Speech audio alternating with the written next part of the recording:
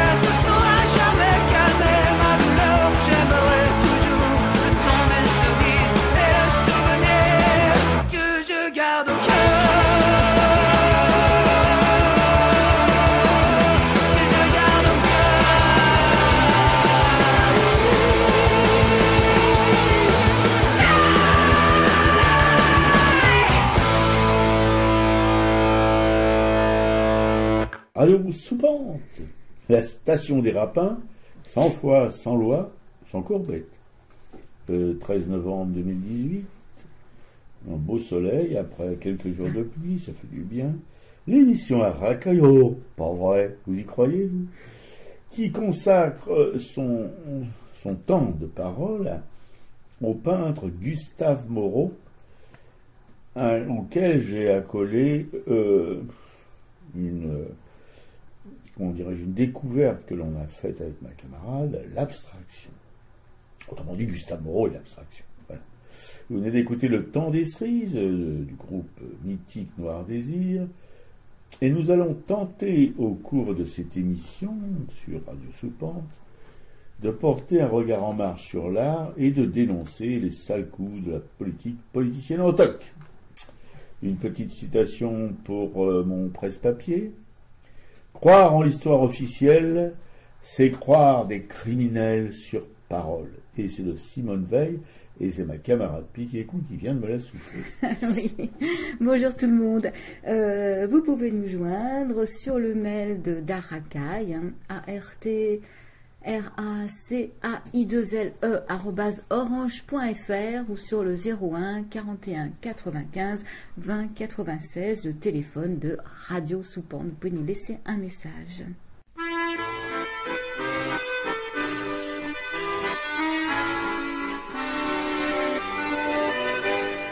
Quand au bout de 8 jours, leur peau terminée, on va reprendre les tranchées. Notre place est si utile que sans nous on prend la pile. Mais c'est bien fini, on en a assez, personne ne veut plus marcher. Et le cœur bien gros, comme dans un sanglot, on dit adieu au ciblot. Même sans tambour, même sans trompette, on s'en va là-haut en baissant la tête. Adieu la vie, adieu l'amour, adieu toutes les femmes.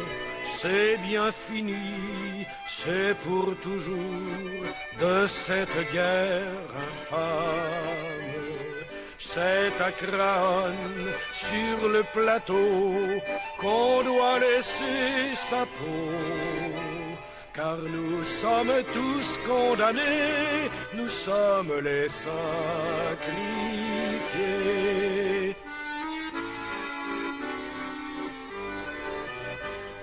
Huit jours de tranchées, 8 jours de souffrance, pourtant on a l'espérance que ce soir viendra la relève, que nous attendons sans trêve.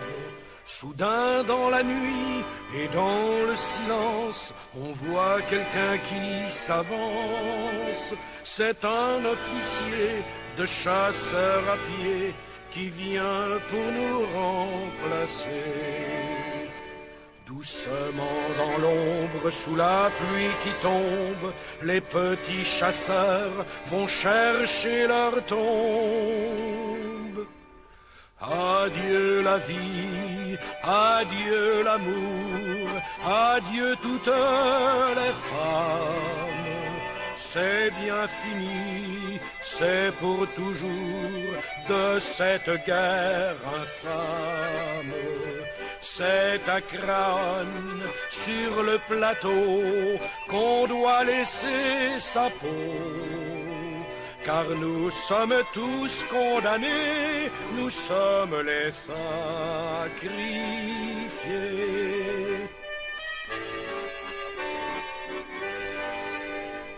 C'est malheureux de voir sur les grands boulevards tous ces gros qui font leur foire. Si pour eux la vie est rose, pour nous c'est pas la même chose. Au lieu de se cacher, tous ces embusqués feraient mieux de monter aux tranchées pour défendre leurs biens, car nous n'avons rien, nous autres les pauvres puritains. Tous les camarades sont enterrés là pour défendre les biens de ces messieurs-là. Ceux qu'ont le pognon, ceux-là reviendront, car c'est pour eux qu'on crève. Mais c'est fini, car les troufions vont tous se mettre en grève. Ce sera votre tour, messieurs les gros, montez sur le plateau. Car si vous voulez faire la guerre, payez-la de votre peau.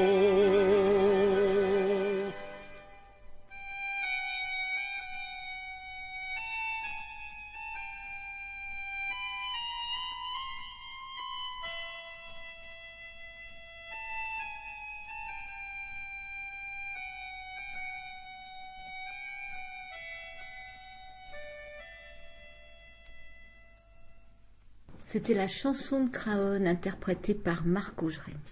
Oui, une chanson qui illustre bien cette boucherie, comme le monument aux morts de Jean Siou et quelques autres qui la dénoncent aussi, cette boucherie évidemment de 1914-1918, mais toutes les guerres passées et présentes sont des boucheries, les futures aussi d'ailleurs.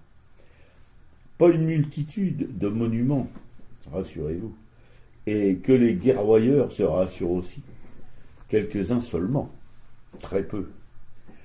Et pour ces dernières commémorations, la chanson de Craonne a été interdite de chorale enfantine par le directeur d'une académie, que je n'ai pas dénoncé ici, car comme nous le répétons souvent, cette petite bande de racailles dont nous faisons partie ne pratique pas le balançage.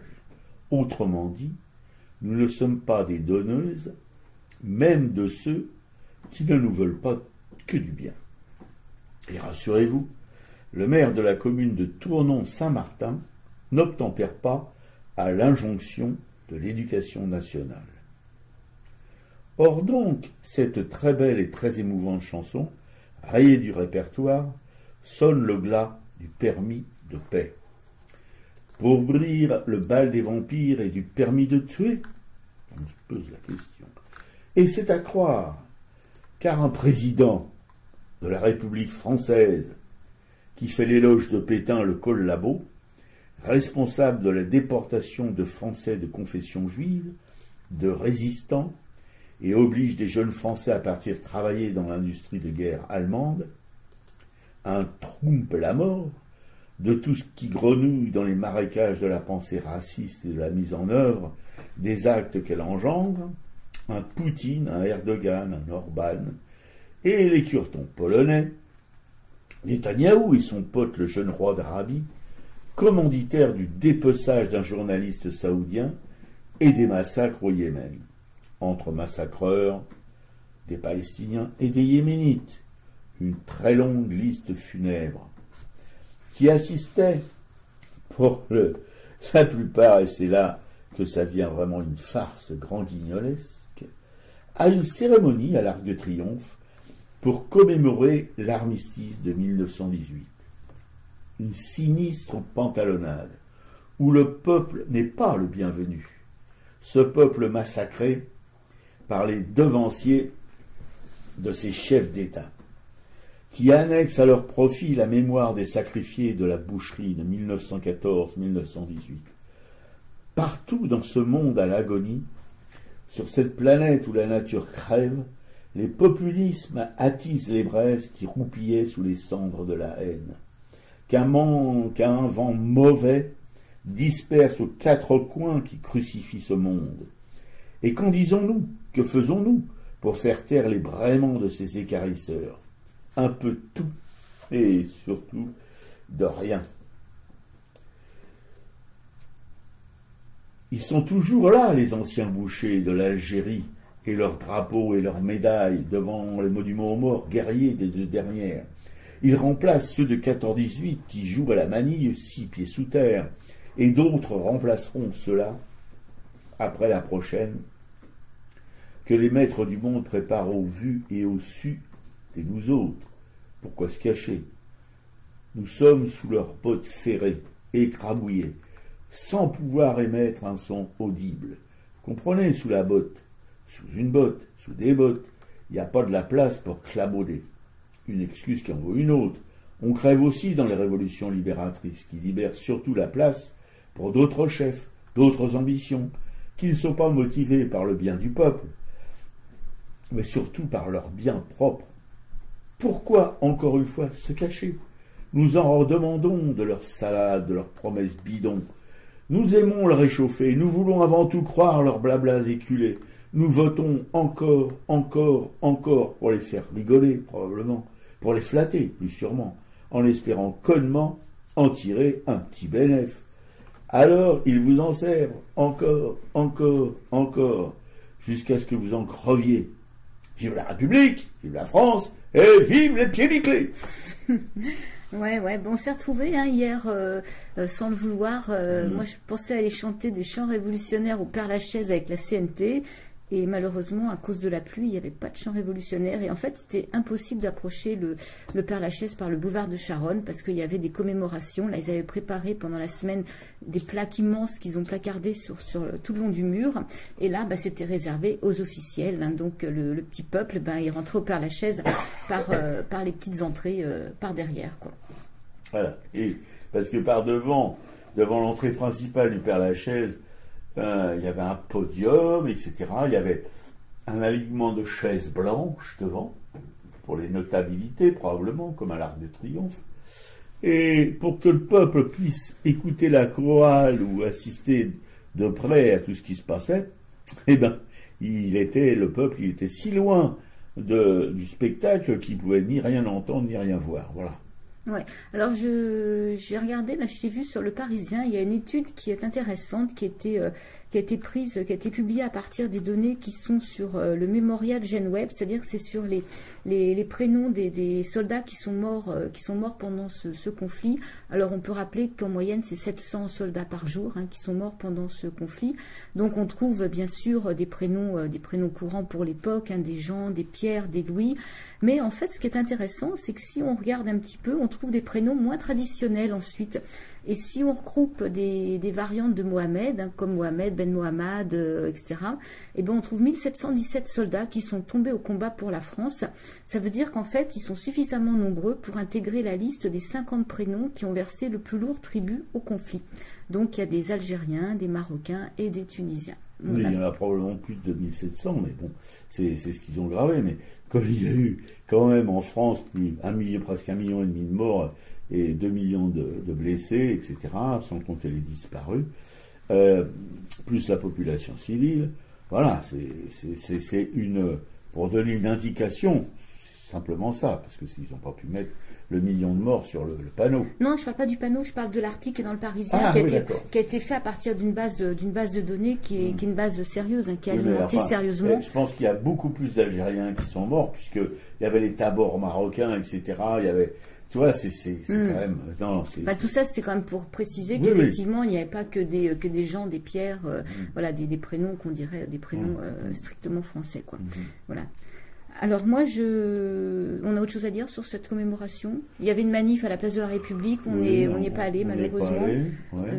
Pour l'avenue de Trump, qu'effectivement, on a eu tous ces criminels de guerre qui venaient... voilà, on a pu y assister, pour ceux qui avaient la télévision, et même sur le net, on peut regarder la télévision sur le net, pour ceux qui ne sont pas encore au courant, je pense qu'il y en a très peu qui ne soient pas encore au courant. Mais voilà, on voit évidemment au premier rang, et assez près du président, tous les plus grands criminels de guerre actuels, voilà. Et c'est ça la République, c'est ça la liberté, l'égalité, la fraternité, les idéaux révolutionnaires de 89. Nous, on est plutôt branchés 93, vous voyez, parce que 89, c'était général. 93, ça s'est un peu précisé. C'est là qu'il y a eu, c'est la terreur, qu'il y a eu, que la guillotine a chauffé. Quoi, on n'est pas non plus pour des obsédés de la peine de mort, pas du tout, au contraire, on est pour le respect de toute vie, qu'elle soit humaine ou animale ou végétale. Mais bon, c'est un symbole. Mais c'est surtout qu'il y a une constitution qui donnait le droit à l'insurrection en cas de défaillance des dirigeants, et cette constitution n'a jamais été appliquée. Non, voilà. Non, évidemment. Et imaginez, aujourd'hui, si avec toutes les lois mortifères, le comportement de nos dirigeants, etc., si ça avait suscité des insurrections légales, on serait tous les jours dans la rue à balancer des pavés sur les forces de l'ordre, ou du désordre, selon comment on regarde tout ça. Voilà, enfin, on en est sorti de ces commémorations, on était quand même un peu pressés de passer à autre chose, parce que voir M. Netanyahou, Erdogan, Poutine, Trump, voilà, dans nos rues parisiennes, c'était pas pour nous réjouir. Alors, ma citation de Jacques Steinberg: l'humour que l'on dit la politesse du désespoir est également la pollution de l'espoir. Alors moi, je vais revenir, c'est un article qui est dans le site Justice et Liberté, qui va parler du harcèlement au travail, pour rendre hommage à Sabine Vorin, qui était une agente de ménage antillaise et qui est décédée dans le 20e arrondissement. Voilà, Sabine Vorin a été retrouvée morte. Elle était seule dans les toilettes de la bibliothèque municipale Naguib Mahfouz, dans le 20e arrondissement de Paris, ce 17 septembre dernier. Et elle travaillait précédemment dans l'enceinte de la mairie de ce même arrondissement. Donc cette défunte avait été déplacée par son supérieur direct à la bibliothèque pour échapper aux remarques racistes, sexistes et grossophobes proférées par le directeur général des services de la mairie. Et selon toute vraisemblance, sa agente de ménage quinquagénaire aurait succombé alors qu'elle était en train de se changer. Donc les syndicats n'ont pas manqué justement de soulever la question du travail isolé. Le comité d'hygiène, de sécurité et des conditions de travail rappelle aussi que ce travail isolé aggrave la dangerosité de l'activité et que la durée d'isolement majore le risque. Effectivement, un travailleur seul est davantage susceptible de faire un malaise et d'y succomber, puisque personne ne peut donner l'alerte et s'en occuper dès les premières minutes. Il n'y a pas possibilité de faire de gestes de secours ou d'appeler les pompiers. Donc dans le cas de Sabine Forain, effectivement, s'ils avaient été plusieurs à travailler en même temps, elle aurait sans doute survécu à ce qui était un AVC, ce qui semble être un AVC. Et lors des obsèques qui se sont tenues au cimetière du Père-Lachaise, plusieurs collègues de la défunte ont été irrités de constater donc la présence de ce directeur général des services, M. Didier Conques, qui est quelqu'un de bien connu suite à des enquêtes sur du harcèlement sexuel à la mairie de Paris. Le responsable du service de nettoyage a, selon le témoignage d'un employé de la mairie présent sur les lieux et qui a requis l'anonymat, donc refusé de serrer la main de ce directeur général des services. Il dit « Il n'aime ni les Noirs, ni les Arabes, ni les Roms, ni les femmes, ni les gros ». Voilà pourquoi... Pas les homos? Ah, précise pas. Pourquoi une telle irritation? Pourquoi une telle défiance à l'égard de ce fonctionnaire de premier plan? Les langues ne se délient pas facilement quand il s'agit d'évoquer la personne de M. Conques. Les fonctionnaires sont bien sûr tenus au devoir de réserve, mais cela ne suffit pas à expliquer la loi du silence qui semble régner au sein de cette municipalité. Ah bah c'est comme un radio libertaire, alors on est tenu au devoir de réserve. Attention. Voilà, devoir de réserve. Et au vu du nombre d'employés sanctionnés ou déplacés, on comprend que la sécurité de l'emploi au sein de la fonction publique n'est plus ce qu'elle était, tout au moins au sein de la mairie du 20e. À la précarisation croissante dans la fonction publique territoriale, qui n'est pas propre à la municipalité du 20e, s'ajoute un climat de terreur instauré par M. Didier Conques, qui s'est distingué par de multiples cas de harcèlement, y compris sexuel. Donc Sabine travaillait à la mairie du 20e arrondissement quand Didier Conques a pris ses fonctions dans le sillage de la victoire de Frédéric Calandra aux élections municipales de 2008. Un collègue de Sabine encore en poste, ayant requis l'anonymat, comme quoi c'est difficile de parler, qui l'a côtoyée à la mairie du 20e, parle d'une femme enjouée, souriante, pleine de bonhomie, et un autre ajoute, toujours sous couvert d'anonymat, c'était la maman antillaise en toute sa générosité. Bah nous, on aurait dû être anonyme aussi. Et Sabine, toujours selon des sources anonymes, ne travaillait pas aussi vite que ses collègues plus jeunes, mais elle était appliquée et faisait consciencieusement son travail. Et Didier Conques, lui, n'a jamais retenu son nom, si tant est qu'il l'ait jamais su, et pour ce directeur général des services, c'était la grosse noire qui pue, comme nous l'a confié un de ses collègues. Sabine était entre autres chargée de faire le ménage dans son bureau, et sauf preuve du contraire, Didier Conques n'a jamais eu à se plaindre de son travail. Et contrairement à nos premières informations, Sabine n'a pas été déplacée des locaux de la mairie du 20e à la bibliothèque municipale Naguide Mahfouz à la demande du DGS, mais à l'initiative de son responsable qui tenait à la soustraire aux remarques désagréables, pour ne pas dire insultantes et racistes, que ce directeur général des services ne manquait jamais d'adresser à la défunte. Le DGS pouvait ainsi lui interdire d'entrer dans l'ascenseur dans lequel il était monté, en lui lançant devant l'un de ses collègues et en présence d'un adjoint « Vous ne montez pas, l'ascenseur risque de tomber ». Femme grosse et noire, c'était trop pour Didier Conques, déclare l'un de ses anciens collègues, suggérant une allergie prononcée pour Sabine. Didier Conques aurait, selon la CGT, déjà fait l'objet d'un signalement auprès de la Haute Autorité de lutte contre les discriminations et pour l'égalité, la HALD, pour avoir refusé la titularisation de Moustapha Ba en raison de son accent, lequel aura finalement gain de cause sous la pression des syndicats. Et dans un enregistrement mis à la disposition du CJL, on entend la voix d'une femme confirmer avoir entendu de la bouche du DGS « Je vais blanchir la mairie », signifiant ainsi son désir de privilégier le recrutement de personnes blanches au détriment de candidats d'origine noire ou arabe. Quand on demande à un collègue de Sabine si M. Conques a un problème avec les Noirs, celui-ci répond « Je ne sais pas avec qui il n'a pas de problème, il n'aime donc ni les Noirs, ni les Arabes, ni les Roms, ni les femmes, ni les gros ». Concernant ces derniers, rappelons que l'apparence physique figure au même titre que l'origine ethnique, l'âge, le sexe, l'identité de genre ou le handicap, parmi les critères en vertu duquel une différence de traitement, notamment dans l'emploi, est interdite en France, comme l'a souligné donc le directeur des défenseurs des droits. La mairie de Paris a d'ailleurs organisé en décembre 2017 une journée d'information et de dialogue pour sensibiliser le public à la grossophobie, néologisme désignant les stigmatisations et les discriminations donc subies par les personnes en surpoids ou obèses.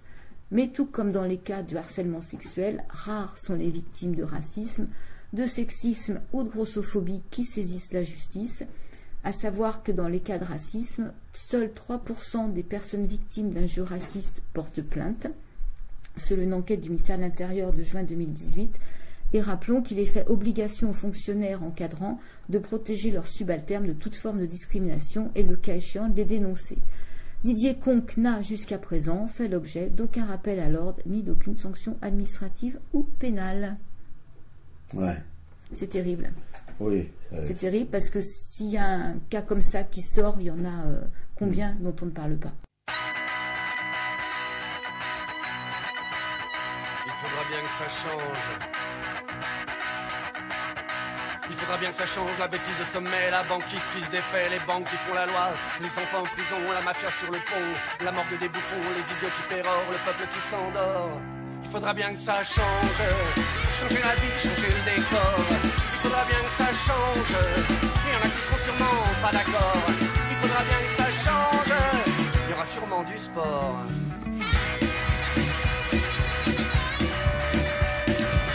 Bien que ça change la vie sous les hommes, les rêves qui se résignent, les gamins qu'on abîme, les émissions débiles, les élus sans parole, les promesses qui s'envolent, le mépris des gagnants, le temps des colonies.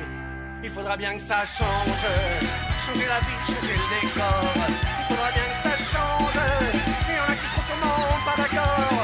Il faudra bien que ça change, il y aura sûrement du sport.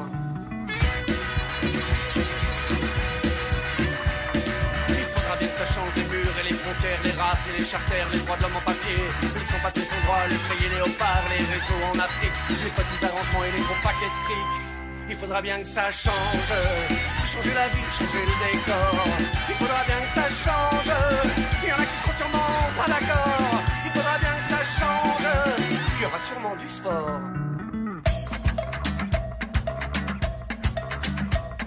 Il faudra bien que ça change les renvois d'ascenseurs, les ascenseurs qui lâchent, les cités qu'on oublie, la mémoire qu'on détruit, le flicage des quartiers, les parties de flashball, la gestion par la peur, la pêche aux électeurs. Il faudra bien que ça change, changer la vie, changer le décor. Il faudra bien que ça change, il y en a qui seront sûrement pas d'accord. Il faudra bien que ça change, il y aura sûrement du sport.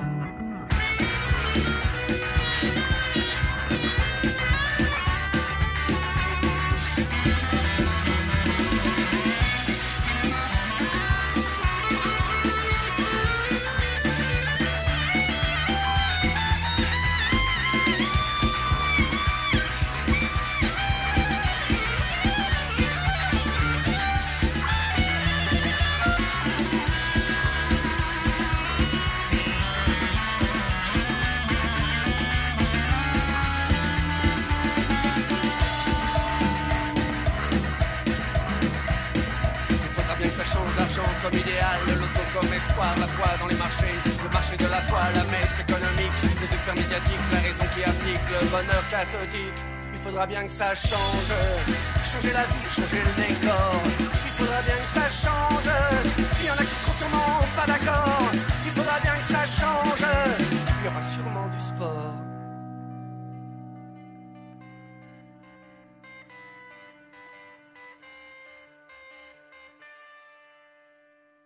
Il faudra bien que ça change.